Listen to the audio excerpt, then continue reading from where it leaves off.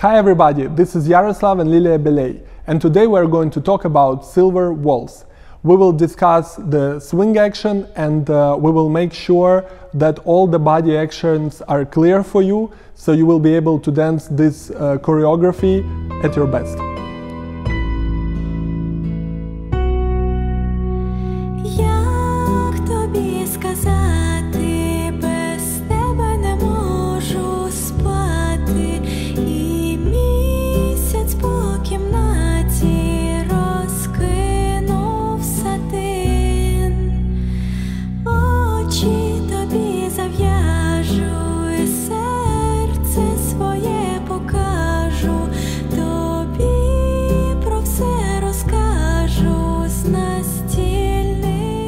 Now we're going to see the figures. Here we go. Whisk, 1, 2, 3. We from the promenade, 2, 3, 1, 2, 3. Chasse from the promenade, 1, 2, and 3. Half a neutral, 2, 3. Open impetus, 2, 3. Cross hesitation, 1, 2, 3. Reverse turn, 1, 2, 3. Reverse pivot end, 1, 2, double reverse, 3, and drag hesitation, 2, 3, outside spin, 1, 2, 3, half a neutral turn, 1, 2, 3, back whisk, 1, 2, 3. And now we're going to take a look at the man's steps. Ready? And 1, 2, 3, 1, 2, 3, 1, 2, 3, 1, 2, and 3, 1, 2, 3, 1, 2, 3, 1, 2, 3, 1, 2, 3, and 1, 2, 3, 1, 2, 3, 1, 2, 3, 1, 2, 3, 1, 2, 3. And now we're gonna take a look at the ladies' step. Ready? And 1, 2, 3, 1, 2, 3, 1, 2, 3, 1, 2, and 3, 1, 2, 3, 1, 2, 3, 1, 2, 3, 1, 2, 3, and 1, 2, 3, and 1, 2, 3, 1, 2, 3, 1, 2, 3, 1, 2, 3. Alright guys, so for this silver waltz routine there are a few very important things we would like to address here. So one of the things that is very important is our swing action and the concept that we have one bar, one swing. So first we have to understand and be very clear about what is really swing and how we can produce it while dancing. As you already know, waltz has the most pronounced swing action, but also we have swing in other dances like Venice waltz, foxtrot, and quickstep as well. The only one dance where we don't have any swing action would be tango. So swing is defined as the free movement of an object across the fixed point. And we can imagine very simple the pendulum swing, which is the fixed point is here and the free movement of the object across is here. And we also can have a metronomic swing, where the fixed point will be underneath the object that will be moving across. So for us, since we are not attached to the ceiling and we don't have any other restrictions and limitations, we don't physically have the attached part in our body in order to really define this swing. So what we are really trying to do is we are trying to show the swing course through our body movement. And in order to understand and to learn that, we have to be very clear about our rise and fall that we're doing simultaneously with our movement forward and backwards. So first exercise we would like to show you will be very simple steps. We will show it together with Liliia. So we're going to stand on our left leg and we will be moving forward with our right leg, and we'll be doing this simple step. So it's gonna be 1, 2, 3, 1, 2, 3. One more time. 1, 2, 3, 1, 2, 3. So why do we need that step? In order to be very clear about the rise and fall here, we would like to break our 1, 2, 3 rhythm with a half beat. So we will count 1 and 2 and 3 and 1 and 2 and 3 and we will show you together with Liliia where we are with our rise and fall on each of those half beats. Liliia? Yes, let's do this. Ready. So now we start on our left leg. As we prepare our movement, this will be our and 1. So on 1, we both are in between 2 feet in central balance position. And basically we went down here. Now, the next step will be, we will be keep on moving towards the front leg, and this will be our end. Now, as you can see, me and Liliia, we lowered a little bit on our end. And it happened because in order to get to the front foot, we're not pushing from the back leg, which causes distortion in our posture. So, not good. What we are doing is we keep on using the ankle of the leg in front. So if you can see as Liliia doing that, what she has here is her shin bone goes forward, she uses her ankle, and in this way her spine goes on top of the right foot. So this will be her one end moment here.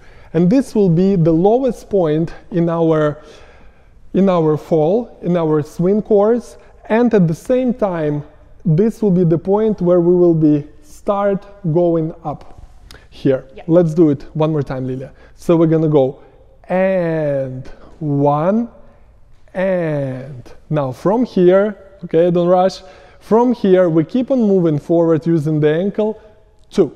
On 2 we are in between 2 feet on the ball of the foot. Now we keep on going forward and 3, end of 3, putting our heel down here. Now it's really important that you only put your heel down at the end of 3, but you are not using your knees here. Why? Because we need to have a reserve in our body, in our rise and fall, in order to produce our lowering action with the next step. In this particular exercise, it's the step backwards, but you can also do a step forward and you still need that reserve. Yeah, so on 3, we put our heel down and we start going backwards. And 1 in between 2 feet, and using the ankle lowest point, 2 going up, and 3. And I would like Liliia to keep on going. I will just show a few things. So very, very slowly, okay? And 1 between 2 feet, and going down, now up, 2, and 3, heel down, and 1, and 2, and 3, and 1, and 2, and 3, and 1, and 2, and 3, and okay. Thank you so much. I think it was very, very clear, very slow, and Liliia really did a good job because the swing course was very, very clear here. So. Yes, now doing this exercise, what I would like to point out that of course we're now breaking down to half beats. So we have 3 beats in our bar and we're breaking it to half beats, so we basically have 6 half beats. Now doing this exercise very slowly, you probably will not feel the momentum of the swing that we're trying to create. So we will not have this depth and momentum of movement. However, we will coordinate ourselves in a great way and we will know exactly where we are, which level we are at. Either we are going down, we're at our lowest point, or we are starting to rise and we're in our highest point. So first what I suggest is to do this exercise super slowly, like I've done now.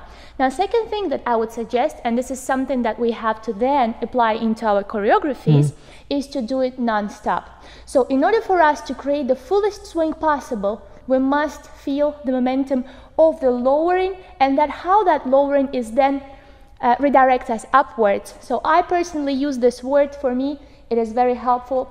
I use the word rebound.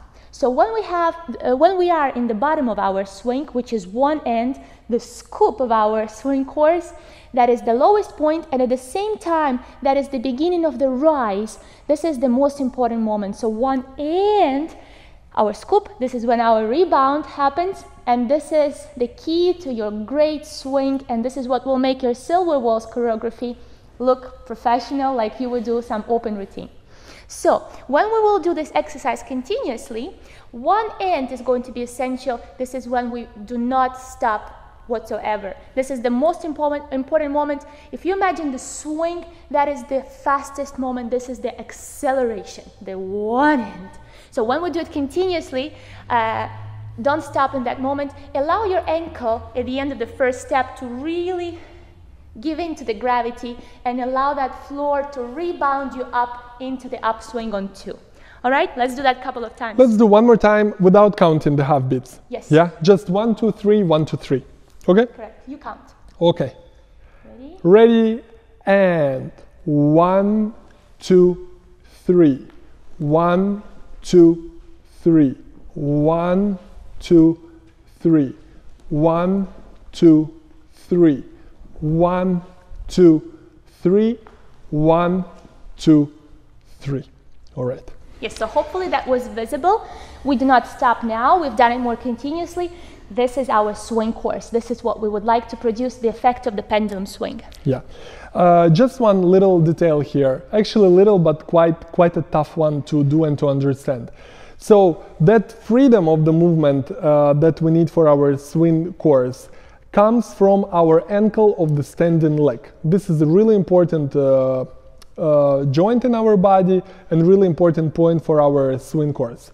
So we, of course, by practicing a lot and by having certain knowledge, we understand that if we are looking at my ankle, for example, we understand that the ability to really release your ankle freely and as soon as possible will really create a very good momentum and power for my swing course here and for my movement. So really one of the biggest challenges is that very first step and our ability to really release our weight, and here release our weight. Yes, this is a very good point. I'm sure many of you have heard many times before, let it go, release the weight, let it swing. All those keywords are very popular in ballroom dancing. When you do standard, you probably hear them very often. Swing, they say, one, they say, right? So that is for us to encourage that good pendulum motion and to encourage that ankle joint that Iaroslav has just demonstrated. This is really the key for your weight to release properly and for you to demonstrate a good slow waltz action. Or another cliche that we have and everybody heard, including us, is use your standing leg. So, you know, on many occasions, use the standing leg means different things. But most of the time, it means that the ankle has to work properly in the way we just described. And we guarantee you, if you do ankle this way, you will never hear about using your standing leg ever again. So we hope that would be a good news for you. That should fix it. Yeah. Now, another point here, how we can use our ankle and create that swing action when we're going backwards. And that's something we would like to show you as well. So, as we're going backwards, now our ankle joint, foot and shin bone made in a way that our shin bone can only go forward this way. So basically, it is designed for us to move forward and not to move backwards. As in life, most of the time, 99%, we're just moving forward all the time. So now, we found it very helpful practicing and learning with Liliia to have a reference point, which will be, we are trying to put the middle of our hip, we're using on top of the ball of the foot, before we're moving backwards. So we will be using our ankle again the same way. So imagine the middle of my foot right now is on top of my heel. Now as I'm using the ankle, I put it on the ball of the foot, and this will be the right moment for me to move my spine backwards and to start my movement backwards.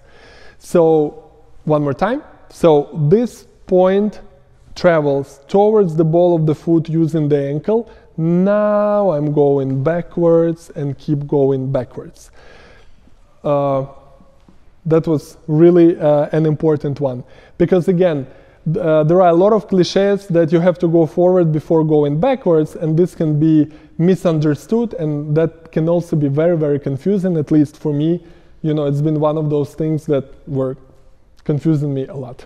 Yes, so most of the time, as ladies, we are going backwards, so that is a great reference point. If you really imagine where your hip is in relation to your foot, how you bend that leg and that ankle joint forwards, and that really times you with your partner before you take a backward step. So that is a great reference point one more time for those who step backwards. Now we would like just to demonstrate you a few bars in the opening group of this waltz routine, and we want to show you clearly our rise and fall. And again, we still have this idea in our mind that we need to have one bar, one swing. All right, you ready? Yes. Let's start from the beginning. Let's do it. So we're going from here. And 1 and 2 and 3. And 1 and 2 and 3. And 1 and 2 and 3. And 1 and 2 and 3. And 1 and 2 and 3. So this first group moving has a lot of progressive movement, and this is a really good opportunity for us to show the swing course and to really create a lot of power. And again, don't forget, your power fully depends on how your ability to release the ankle before the first step. And we also would like you to remember that if you want to put more power into your dancing, you have to put it the right moment in time, which is and 1, but not, for example, 2 or 3, if we're talking about slow waltz. Otherwise, it will be overpowered in the wrong moment of time. It can cause some distortion of your posture and other things. Correct. So let's just do this piece one more time, and I would like to mention, as we dance, I would like to mention the moment of rebound and the moment where we have that bottom of the swing, the fastest moment that creates the full swing action. And we're going to show it together, all right? So remember, that's the end of 1. Let me mention it every time we must do it. Ready? And 1 now, rebound up, 3. And 1 now, 2, 3. And 1 now, 2, 3. And 1 now, 2, and 3. And 1 now, 2, 3. Yep. So, when we were dancing, hopefully it is visible as we do it on a little distance, that each of us is responsible for our own rise and fall. So how you use your legs, how you bend those ankle joints is very important, and we must really synchronize it in time, and we must do it simultaneously using those half beats, and of course without stopping. We will create that momentum and a good swing course. Let's get to another part, which is our shoulder leads. And I know Liliia is dying to tell you a few things about that, because she's a shoulder lead police. Yes, if you have watched the previous class, Iaroslav has already mentioned that. So again, come back and watch the bronze quick step routine where we describe what shoulder lead is and why it is essential. And again, I'm going to repeat, we need shoulder lead before we go outside partner. So we do have quite a lot of outside partner steps here, and let's just mention them throughout the routine. So if we go into the very beginning, we have that whisk as a first figure. 1, we go into the follow-away position, in promenade, out, into the weave from the promenade, 1, 2, and here is our first shoulder lead position.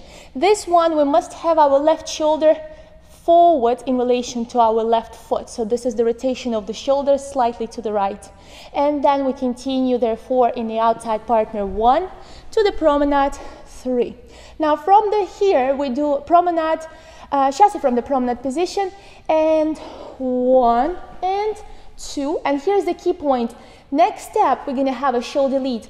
That means that in the chassé, I'm only going to turn my feet and head. Therefore, I have that right shoulder lead pointing backwards, and therefore, Iaroslav will have a chance to go outside on my right side into the first half of the natural turn. All right? So, again, as you can see, we must apply that shoulder lead before every outside partner. Whether I'm going forwards as a lady or Iaroslav is going forwards, we must have shoulder lead. So if I'm going backwards, I will have a right shoulder lead. If I'm going forwards, I'm going to have a left shoulder lead. Yes, as we are going through this piece of choreography, we have one very, very difficult part here, which is our outside spin, where we absolutely must do the shoulder lead before that step. It's a very difficult step, outside partner. And before the outside spin, we have a step called drag hesitation. So we would like to demonstrate it to you first, and then just point few things here. So first, we're gonna dance it for you. So we do drag hesitation. 1, 2, 3, 1, 2, 3, together with outside swivel. Outside spin turn. Sorry, outside spin turn, yes. So now, when we are doing our drag hesitation before the outside spin turn, the moment when we have to create shoulder lead is extremely important. So our drag hesitation will be danced just on 3 counts, 1, 2, 3, followed by outside spin, which will be another bar. Now, I have to apply my shoulder lead on number 3 of drag hesitation. So in this way, those 2 figures will overlap with the body action. If I don't do it, then of course, you know, it's going to be very challenging for our center area, for our pelvis to fit in, and it may cause some distortion in our posture. We don't want that. Now, when we do our drag hesitation, we're going to do it a little bit slower right now. So we're going to do 1, 2, 3. You see, on number 3, I already have my shoulder lead for the next outside spin here. Yeah. So this is a very important point, and we hope you guys do it as we demonstrate you. So this is something you absolutely must do. This is not an option. All right, so if I may add here in outside spin turn, for ladies, we must collect our feet together on the second step. So a very popular mistake is when ladies take an extra step in that outside spin turn. So that will look like a natural spin turn, and which is considered a technical mistake. Yeah. So second step, ladies, we must collect our toes together. This is something that we're going to call a toe turn. And we absolutely spin over there on our left foot. So this is what makes that outside spin very pretty, the footwork. And if it's done properly, I really admire that step. Personally, I love it. So when we do that outside spin, the first step after we have a shoulder I'm going to do it with you. Yes, the ladies part, he's very good at it, actually. So when we have that shoulder lead, we are going forwards in outside partner. Very important moment here, girls, heel, toe. So that starts to rise. We do rise at the end of the first step. Let's do that one more time. So after we do that first step, and one, and we must apply a lot of rotation. As we rise, we're going to collect the left foot underneath our body, change weight onto that left foot, continue going forwards, apply more rotation to pivot. Very good. So Iaroslav is doing a great job as a lady as well. Yeah. Now, as a follower. I have some skills. Yeah. Okay, very good. So again, ladies, a wrong version. I'm going to show you very popular mistake, outside spin, like that.